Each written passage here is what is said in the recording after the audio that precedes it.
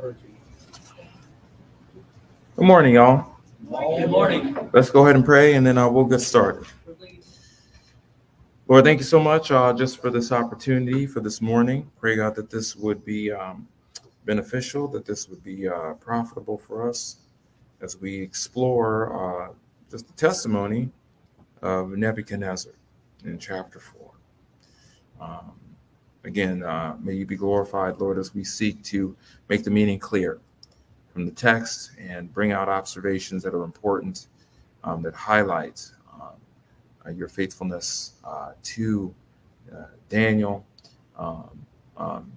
just your character to Nebuchadnezzar, and that we are instructed as well by this historical account. What's in your son's name? Amen. Okay, so let's go ahead and jump into part 1 of chapter 4. Let's look at where we've been, and then we'll go on to the text here.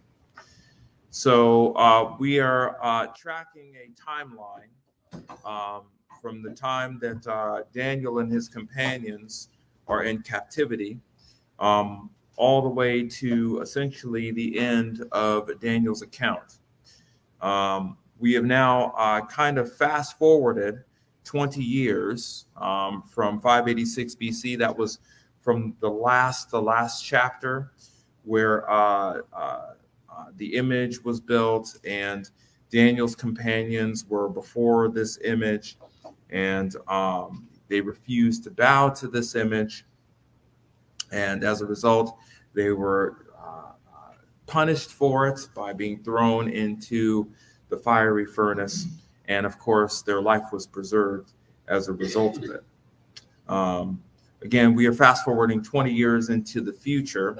A lot of time has passed, and I would say that this account was written in 563 to 562, right before he passed. Now, it's possible that this particular account that Nebuchadnezzar gives was between that 20 years, and he just decided to record it, probably around the time before he passed. And like I said, from our information from last week is that Nebuchadnezzar's perspective and worldview is established in the document known as the Enuma Elish, which means went above or went on high, right? We talked about this last week, spent a great deal of time looking at this particular document, some of the selections, the history of why this document was so important to those who lived in Babylon. And he was taught by his father, Nebuchadnezzar, the Enuma Elish, since he was taking the kingdom, right? Since when his father died, it was passed to him.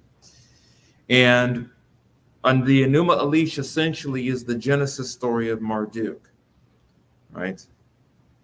When he became king, that is Nebuchadnezzar, every year he completed the act of reading the Enuma Elish at the Babylonian New Year, and he had a fond admiration for this God who is acknowledged by him as the Lord of heaven and earth, right? It is in this light and the historical and cultural context of this information that we will examine the personal account of Nebuchadnezzar. Over the course of this chapter, what we're going to do is look at some of his statements, and then we're going to compare his statements to the Enuma Elish. That's why it was important for us to start off with that, because what he says here is pretty important, particularly when we consider his perspective. So we have two pertinent questions here for chapter 4. And of course, we'll have supplemental questions along the way. Why does King Nebuchadnezzar write in Daniel's book? If you remember from that lecture that I did before we actually entered into the text, and why is this historical account placed here in Daniel? We will seek to answer those when we get to the end of this chapter, as well as supplementary questions as well. Let's look at Daniel chapter 4, verse 1. And I'll go ahead and read it. Nebuchadnezzar, the king to all the peoples, nations, and men of every language that live on all the earth, may your peace abound. Nebuchadnezzar starts off giving an initial greeting to the readers of this historical account. I think that there's kind of several important things to notice here. They're not. This statement isn't really complex, but the observations here are pretty important, I think, to establish within this particular statement of Nebuchadnezzar. First of all, this account comes with kingly authority. This is important. If we were during the time of Nebuchadnezzar and he wrote something like this to us who were citizens or subjects of his kingdom, this is very important. This is something that we ought to take note of. Our king is speaking, right? And whatever he says is very important. This account begins with his name in Aramaic. This informs the reader that this account is coming directly from him. This isn't coming from someone else. I would even suspect that since Daniel is the main author of this text, that more than likely Daniel is the stenographer. So he's probably, dictating this to Daniel, and Daniel's writing this down, right? And since it is the voice essentially of Nebuchadnezzar, it's like Nebuchadnezzar is speaking himself to us, or at least to us who's reading it. May your peace abound. And of course, men of every language that live in all the earth. He is the ruler or the governing ruler of not just Babylon, but all of the other kingdoms that Babylon is influenced by. As I mentioned here, 2, this account does not just address the Babylonians, but the readers of all peoples, nations, and languages that live in all the earth. Again, once more, since Nebuchadnezzar at this time, again, is the King of Kings, this means that all people everywhere are to read this. This isn't just addressed to Babylon, but all of the other surrounding kingdoms too.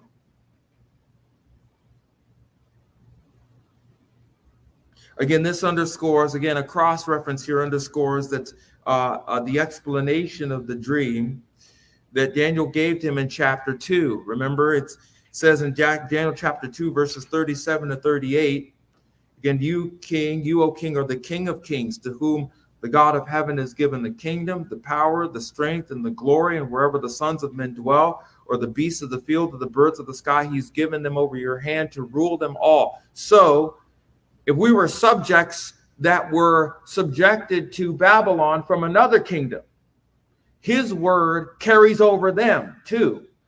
So we're up in the north.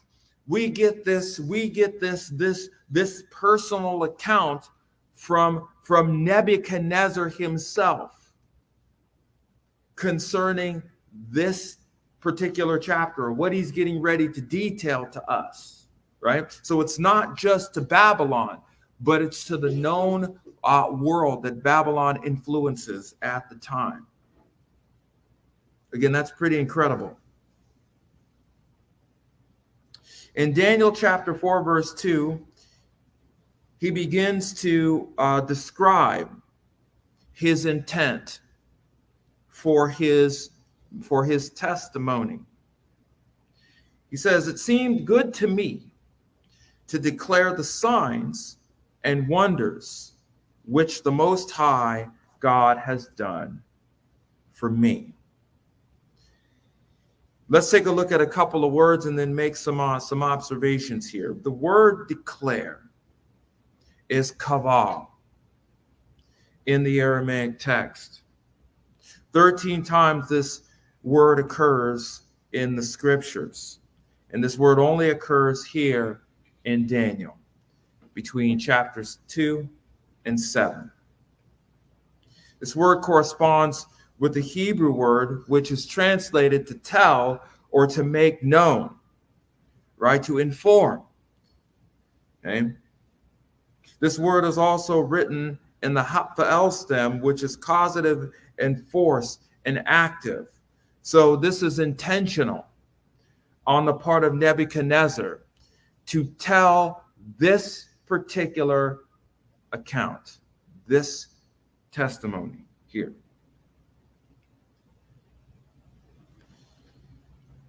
It was also necessary, the way that this word is written.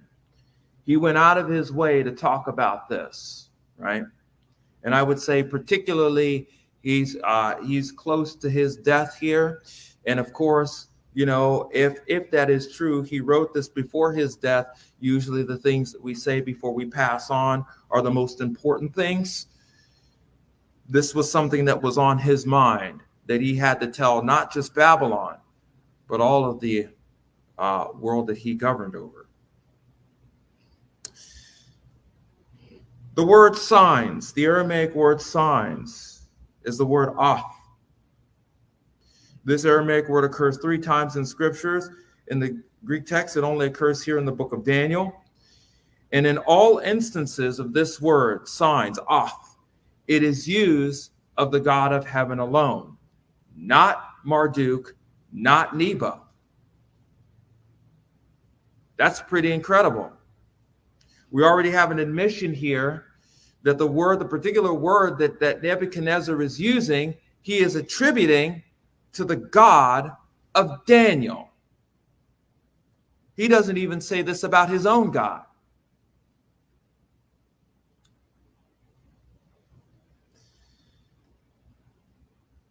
Again, this highlights, this word signs, highlights the calling card of a deity that has performed an amazing work for either a certain person or a group of people. So Nebuchadnezzar is basically detailing something that is unique, that Marduk doesn't get. He doesn't even attribute this sign or these signs to him. How about wonders? Tema is the Aramaic word. 4 times it occurs in the scriptures itself. And again, this word only occurs in the book of Daniel. And as, of course, this word is also only used of the God of heaven alone. Again, this underscores a work of a deity that leaves a group or people awestruck, dumbfounded, perplexed, amazed.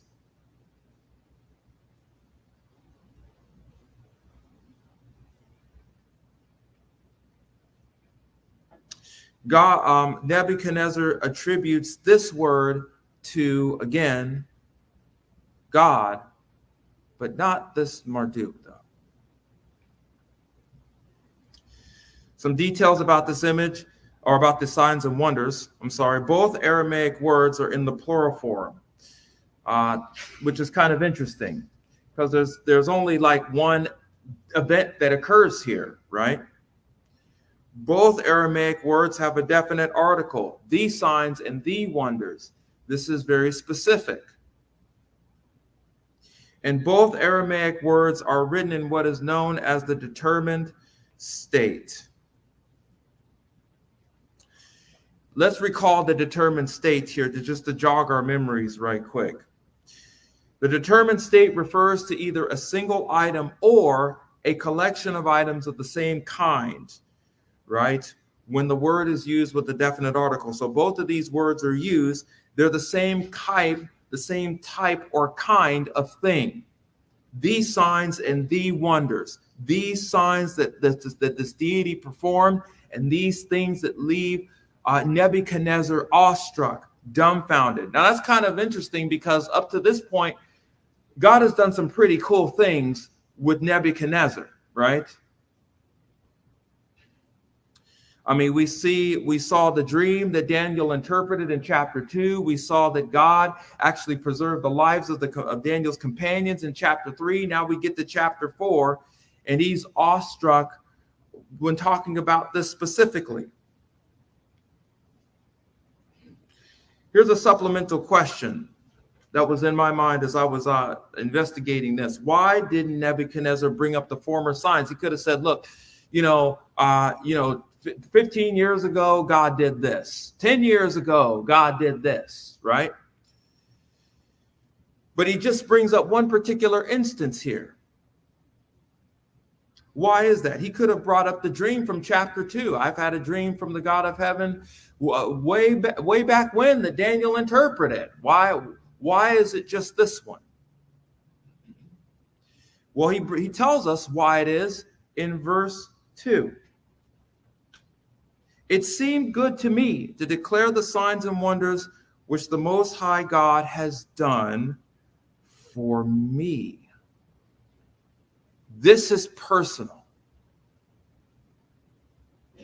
These signs and wonders to Nebuchadnezzar that he's going to bring up in this text here in chapter 4, these are personal to him. These impacted him personally.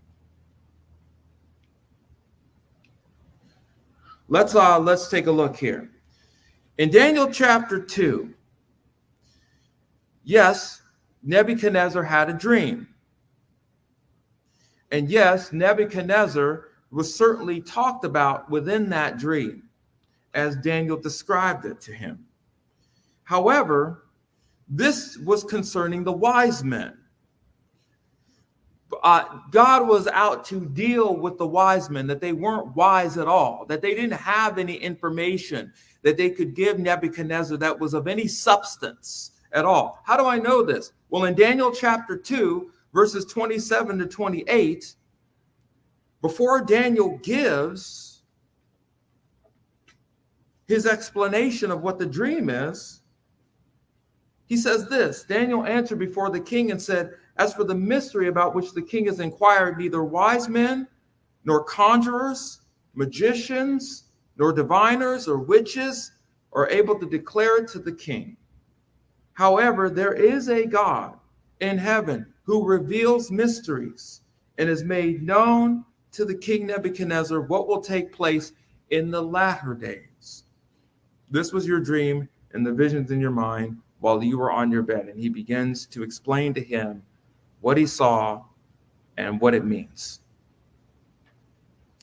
So this was in chapter 2, this was about the wise men, really. That your wise men aren't wise at all, right? They're kind of goofy, right? But that's okay. I'm going to tell you what this means. This was to show again that the gods of Babylon were fake. But Nebuchadnezzar didn't get it. Chapter 3 was about King Nebuchadnezzar concerning his rulers and the people of Babylon. The companions were used as an example to show that the God of heaven was the one who preserves life and delivers the companions from the flames. And all of the leadership was there. Okay? Everyone was there who saw this. How do I know this? In Daniel chapter 3, verses 2 to 3, we read this. Daniel sent, then Nebuchadnezzar, the king, sent word to assemble the satraps, the prefects, the governors, the counselors, the treasurers, the judges, the magistrates, and all the rulers of the provinces to come to the dedication of the image that Nebuchadnezzar the king had erected or established. Then the satraps, the prefects, the governors, the counselors, the treasurers, the judges, the magistrates, and all the rulers of the provinces were assembled for the dedication of the image that Nebuchadnezzar the king had set up. God challenged Marduk that day. They were supposed to worship the image. The companions did not. He threw them in the furnace. They were preserved. Wait, I thought those who went against Marduk were destroyed.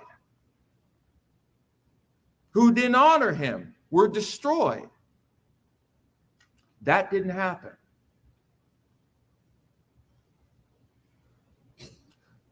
All of these two instances had to do with everyone else, including Nebuchadnezzar.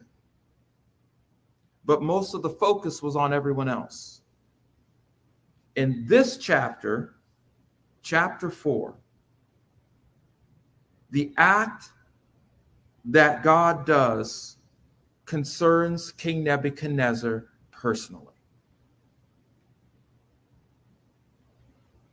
This affects him personally. Remember, in all the other chapters, God's great. He's the revealer of mysteries. We'll take that. We'll put him in that position. He's good. Awesome. In chapter 3, oh yeah, he can deliver men from the flames, but he's not Marduk, though. In this chapter, God affects Nebuchadnezzar on a personal level. And Marduk doesn't respond to him. Matter of fact, we see this kind of underscored in verse 3 of chapter 4 of Daniel. Nebuchadnezzar details this. He writes, "How great are his signs, and how mighty are his wonders. His kingdom is an everlasting kingdom, and his dominion from generation to generation." This is amazing. Nebuchadnezzar acknowledges his signs and his wonders. Same word here. And then mentions that his kingdom is an everlasting kingdom, and his dominion is from generation to generation. Nebuchadnezzar's proclamation glorifies the works of the God of heaven and recognizes that his kingdom, Malku, this is the same word that's used in Daniel 2. And dominion or sovereignty is from generation to generation. This is an acknowledgement, essentially a throwback to what Daniel told Nebuchadnezzar in chapter 2. Verse 44 specifically. Then in the days of those kings, the God of heaven will set up a kingdom which will never be destroyed, and that kingdom will not be left for another people. It will crush and put an end to these kingdoms, but it itself will endure forever. I don't think that Nebuchadnezzar, when Daniel said this the first time, I don't think he got this. Now he gets it. Why? Because what God did to Nebuchadnezzar in chapter 4 affected him on a personal level. The other two instances weren't very personal. He was still the king, still great, still reigning. It was great, right? Remember, Marduk is the one who gave him the kingdom. Yeah, if this God wants to come in and kind of help and influence, that's great, right? Now he gets it. Here's another statement to consider too, another point. As we mentioned, as we read the Enuma Elish and read about Marduk's history, this statement that that Nebuchadnezzar makes flies in direct opposition to the titles and statements that concern Marduk. Do you remember? It's Marduk's kingdom. Marduk's kingdom who Nebuchadnezzar got handed to. Remember, Nebuchadnezzar was installed by Marduk to be the sovereign ruler of Babylon and the known world at large, right? Matter of fact, it was Marduk who was acknowledged with these qualities. Let's go back to the Enuma Elish. In one such instance, the Enuma Elish mentions as follows, that is, Marduk conquered Tiamat. He troubled and ended her life. In the future of mankind, when the days grow old, may this be heard without ceasing. May it hold sway forever. since he, that is Marduk, created the realm of heaven and fashioned the firm earth, he is the Lord of the world.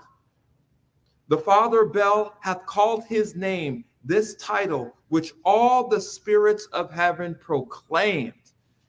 So Marduk, again, according to Nebuchadnezzar, was the Lord of the world. He's the one that establishes and tears down kingdoms. He's the one that establishes kings and titles. He's the one that does this. And for Nebuchadnezzar to say that his kingdom endures forever, he basically is turning his back on Marduk. He's turning his back on the Enuma Elish.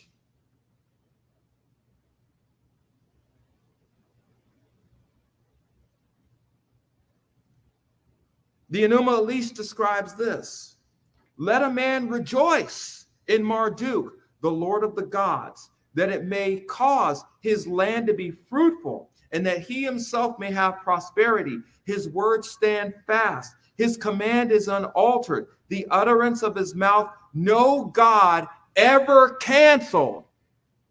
Nebuchadnezzar is about to figure this out in this chapter, that ain't true. He gazed at his anger. He turned not his neck. When he is wrathful or wroth, no God can withstand his indignation. And God said, hold my beer.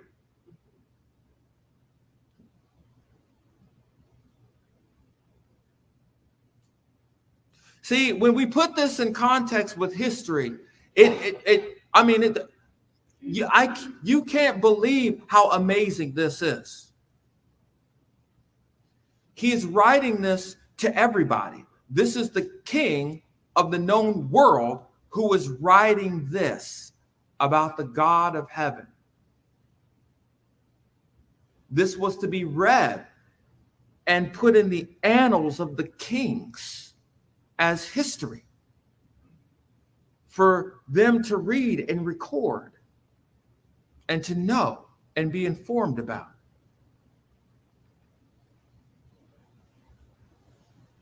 In Daniel chapter 4, verses 4 and 5, his personal account continues.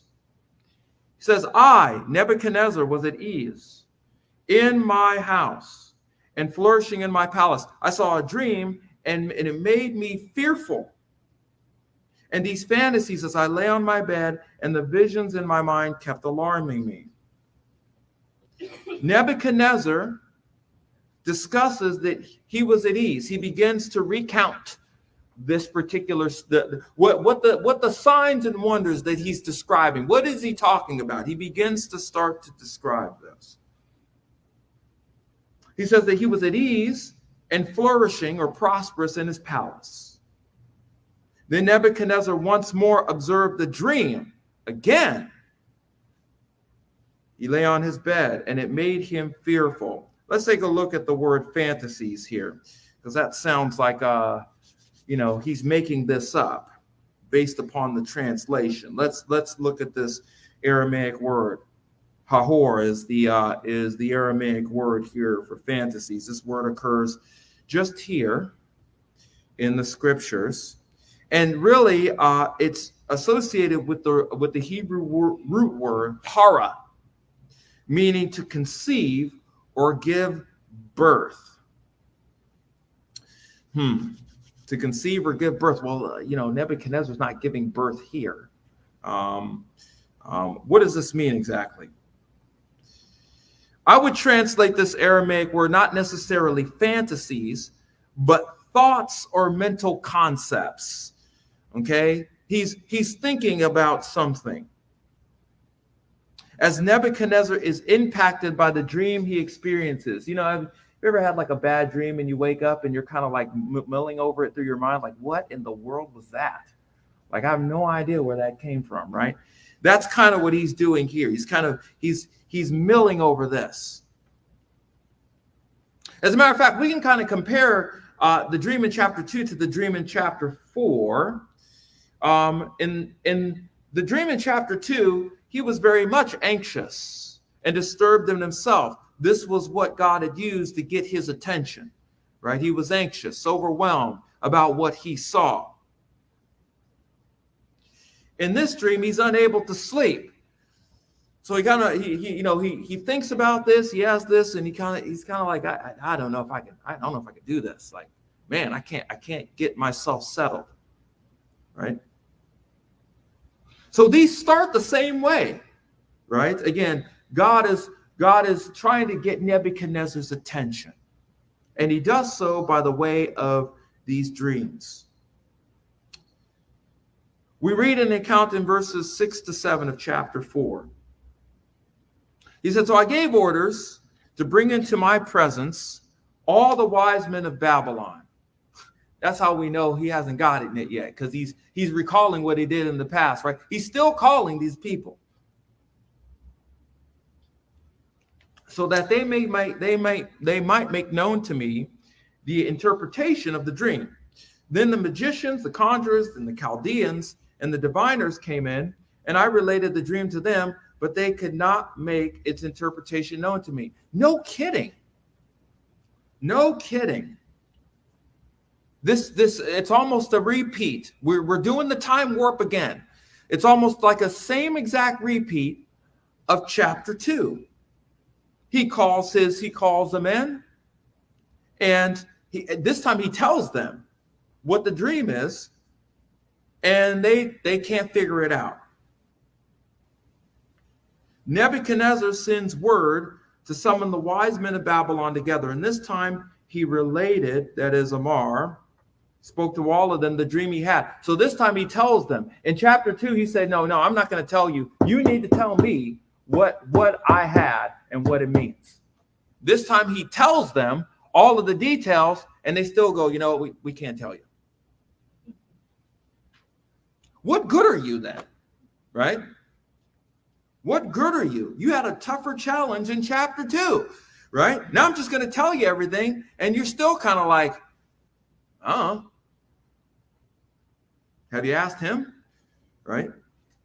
Let's take a look at this word Chaldeans. I have not made this word clear, but I want to make it clear here. The word Chaldeans is the word Kazahi. It occurs 13 times in the scriptures, and it only occurs here in the book of Daniel. Now, this word corresponds, this word is used several different ways. Okay, it could refer to those who live, the residents who live in Mesopotamia. They are called Chaldeans as a group, right? So it could be used as that, depending on the context. However, in this context, it's not talking about a group of individuals who live in Mesopotamia. This word Chaldeans, as it relates to the diviners, the witches, the conjurers, things like that, this concerns the head or the chief astrologers among all the wise men. So these are the cream of the crop, the creme de la creme, the ones who stand above the rest of all of the advisors of Nebuchadnezzar. Okay? They are part of the leadership of Nebuchadnezzar's court. And they work along with the diviners and magicians and conjurers. Well, again, this is kind of interesting. Even though Nebuchadnezzar tells his dream to these people who are before him that are supposed to tell him what this means, again, they cannot make the explanation known, just like chapter 2. Again, useless. So Nebuchadnezzar commanded them to explain the dream to him, and they still can't figure it out in chapter 2. And then Nebuchadnezzar explains the dream to them and asks them to tell them what it means, and they still can't do it. As we see here, the wise men can't explain the dream nor give an explanation to them. They can't detail it or explain it to him. And the wise man can't explain this dream to Nebuchadnezzar. Again, I find the setup to be amazing. I mean, it's very similar, parallels chapter 2 very much. Then we get Daniel chapter 4, verse 8. I would presume that Nebuchadnezzar gets kind of upset here and decides to bring in the chief prefect. Well, then if you guys can't tell me, well, then let's bring in Daniel then, right? Because he's got the God who's the revealer of mysteries. Obviously, you guys can't access him. So we'll just bring in Daniel, right? You guys are useless. It says, but finally, Daniel came in before me, whose name was Belshazzar, according to the name of my God, and in whom is a spirit of the holy gods. And I related to him. I related the dream to him. Again, as before, with the last dream, that is the diviners, the chief prefects, the Chaldeans and all of them, they cannot make out the explanation of the dream, but relates to Daniel, his dream, based upon one specific detail. Now, you recall that Belshazzar is Daniel's Babylonian name, right? Belshazzar, according to the name of my God, right? We saw this in Daniel chapter 1, where Daniel's name comes from two Hebrew words, El and Dan. Dan El, meaning God is my judge, right? Remember, his name was changed to Belshazzar, which comes from two words, protect the king, right? If you recall, Belshazzar, from various historical texts that we've looked at over the course of this discourse, Bel was associated with the god Marduk, which why he says, according to the name of my God, he's talking about Marduk in this sense. Okay.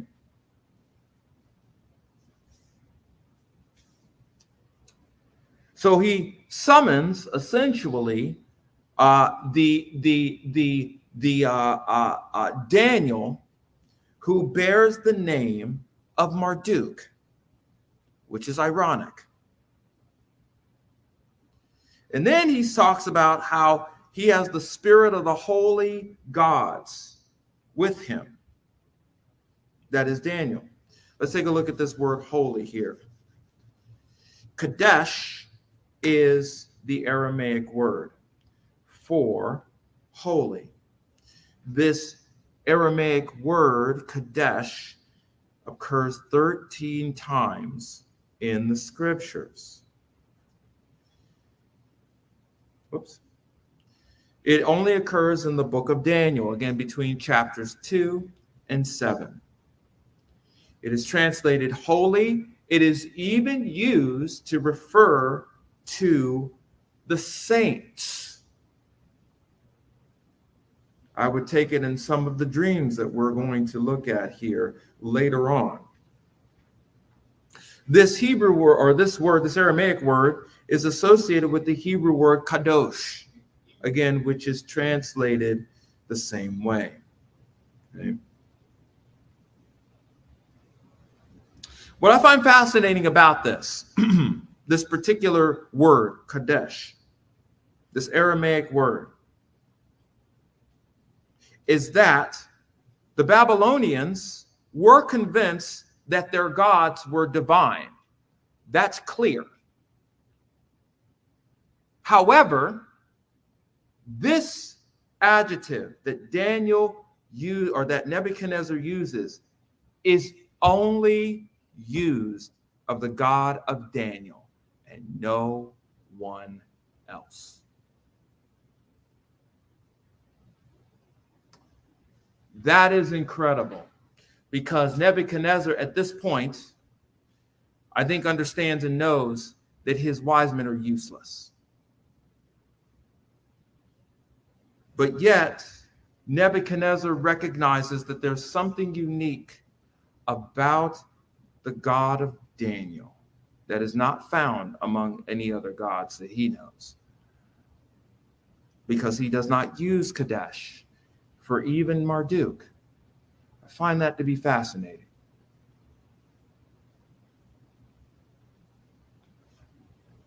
This shows that the God of Daniel is set apart. He is unique from all other gods, including Marduk. That there's something about this God. And the God of and Daniel knows this God. And it seems that Daniel works, or Daniel works for this God, and God works for Daniel, it seems. Something unique that I can't figure out, according to Nebuchadnezzar's mind. We will stop here. Nebuchadnezzar, being troubled once more about a vision that he consults with his diviners and wise men, he comes up short once again. They can't answer his questions. They cannot explain what the dream is or what it means. However, due to the fact that Daniel has a unique, one-of-a-kind, separate, set apart God that is not Marduk, he trusts that Daniel will be able to give the explanation of the dream when all other wise men have failed. And that's where we will stop. Next week, we will go through the dream in detail, like we did in chapter 2. Okay. Let's pray, and we will close out here. What this passage, the sections that we looked at this morning, there were very basic details, but those details mattered. It shows that Nebuchadnezzar is writing this or detailing this with his own voice, with his own words.